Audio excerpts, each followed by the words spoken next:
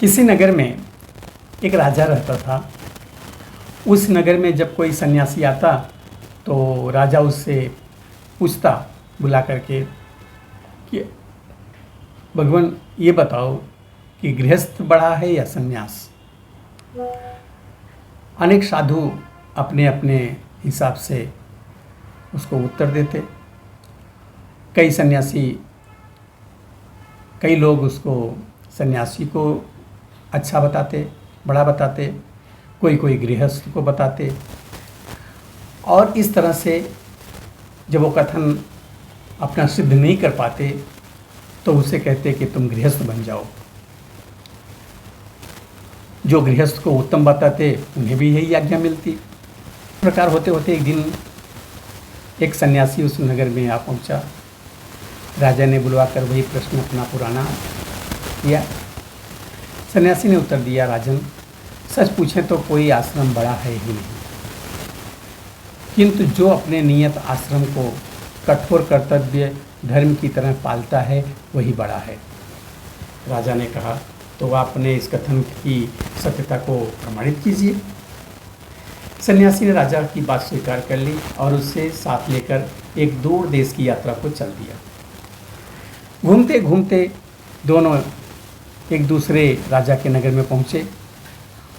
उस दिन वहाँ के राजकन्या का स्वयंवर था। उत्सव की बड़ी भारी धूम थी। कौतुक देखने के लिए वेश बदले और राजा और सन्यासी भी वहीं जाकर के खड़े हो गए। जिस राजकन्या का स्वयंवर था वह अत्यंत रूपवती थी और उसके पिता का कोई अन्य संतान न होने के कारण उस राजा के बाद संपूर्ण राज्य भी उसी दामाद को ही मिलने वाला था। राजकन्या सौंदर्य को चाहने वाली थी, इसलिए उसकी इच्छा थी कि मेरा पति अतुल सौंदर्यवान हो। हजारों प्रतिष्ठित व्यक्ति और देश देश के राजकुमार इस स्वयंवर में जमा हुए थे। राजकन्या ने उस सभा मंडली में अपनी सखी के साथ घूमने लगी। अनेक राजा पुत्रों का तथा अन्य लोगों को उसने देखा, पर उसे कोई पसंद नहीं आया। वह राजकुमार जो बड़ी आशा से एकत्रित हुए थे बिल्कुल हताश हो गए। अंत में देखा कि ऐसा जान पड़ता था कि अब यह स्वयंवर बिना किसी निर्णय के ही अधूरा ही समाप्त हो जाएगा। इसी समय एक सन्यासी वहाँ आया। सूर्य के समान उज्ज्वल कांति उसके मुख पर दमक रही थी। उसे देखते ही राजकन्या ने उसके गले में वरमाला डाल दी, परंतु सन्यासी ने तत्क्षण ही उस माला को गले से निकाल कर फेंक दिया। हे राजकन्या, क्या तू नहीं देखती कि मैं सन्यासी हूँ? करके क्या करना है? यह सुनकर राजकन्या के पिता ने समझा कि वह सन्यासी कदाचित भिखारी होने के कारण विवाह करने से डरता होगा। इसलिए उसने सन्यासी से कहा, मेरी कन्या के साथ ही आधे राज्य के स्वामी आप तो अभी हो जाएंगे और पश्चात संपूर्ण राज्य आपको मिलेगा। राजा की इस प्रकार सुनते ही राजकन्या ने फिर से वह माला साधु के गले में डाल दी, किंतु सन्यासी ने फिर उसे निकालकर फेंक दिया और बोला, राजन, विवाह करना मेरा धर्म नहीं है। ऐसा कहकर वह तत्काल वहाँ से चला गया। परंतु उसे देखकर राजकन्या अत्यंत मोहित हो गई थी। अतः वह बोली, विवाह करूँगी तो मैं उसी से करूँगी, नहीं तो मर जाऊँगी। ऐसा कहकर वह उसके पीछे पीछे चलने लगी।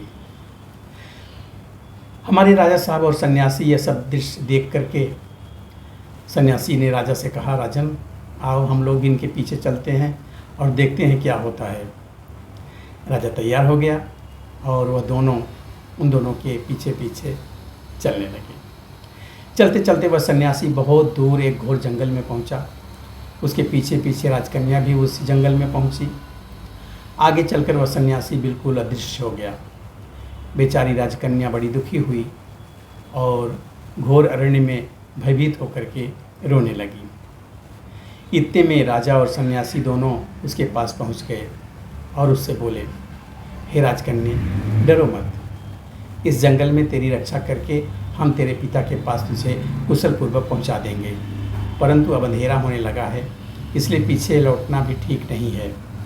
अतः पास ही एक बड़ा वृक्ष है, उसके नीचे रात काट करके प्रातःकाल ही हम लोग चलेंगे।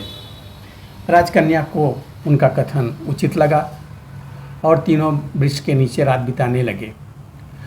उस वृक्ष के कोटर में पक्षियों का एक छोटा सा घोंसला था। उसमें वह पक्षी, उसकी मादी और 3 बच्चे थे। एक छोटा सा कुटुंब था। नर ने स्वाभाविक ही घोंसले से जरा बाहर से निकाल कर देखा तो उसे 3 अतिथि दिखाई दिए। इसलिए वह गृहस्थाश्रमी पक्षी अपनी स्त्री से बोला, प्रिय, देखो हमारे यहाँ 3 अतिथि आए हुए हैं। जाड़ा बहुत है और घर में आग भी नहीं है। इतना कहकर वह पक्षी उड़ गया और जल्दी ही लकड़ी का टुकड़ा कहीं से अपनी चोंच में उठा लाया और उन तीनों के आगे डाल दिया। उसे देख लेकर उन तीनों ने आग जलाई, परंतु उस पक्षी को इतने से भी संतोष ना हुआ। वह फिर बोला, यह तो बेचारे दिन भर के भूखे जान पड़ते हैं, इनको खाने के लिए देने को हमारे पास कुछ भी नहीं है। प्रिय, हम गृहस्थाश्रमी हैं और भूखे अतिथि को विमुख करना हमारा धर्म नहीं है। हमारे पास जो कुछ है इन्हें दे देना चाहिए। मेरे पास तो सिर्फ मेरा देह है, यही मैं इन्हें अर्पण करता हूँ। इतना कहकर वह पक्षी जलती हुई आग में कूद पड़ा। यह देखकर उसकी स्त्री विचार करने लगी कि इस छोटे से पक्षी को खाकर इन तीनों की तृप्ति कैसे होगी। अपने पति का अनुकरण करके इनकी तृप्ति करना मेरा कर्तव्य है, यह सोचकर वह भी आग में कूद पड़ी। यह कार्य सब उसके तीनों बच्चे देख रहे थे। वह भी अपने मन में विचार करने लगे कि कदाचित वह भी हमारे इन अतिथियों की तृप्ति ना हुई होगी, इसलिए अपने माँ बाप के पीछे इनका सत्कार हमें भी करना चाहिए। यह कहकर वह तीनों भी आग में कूद पड़े।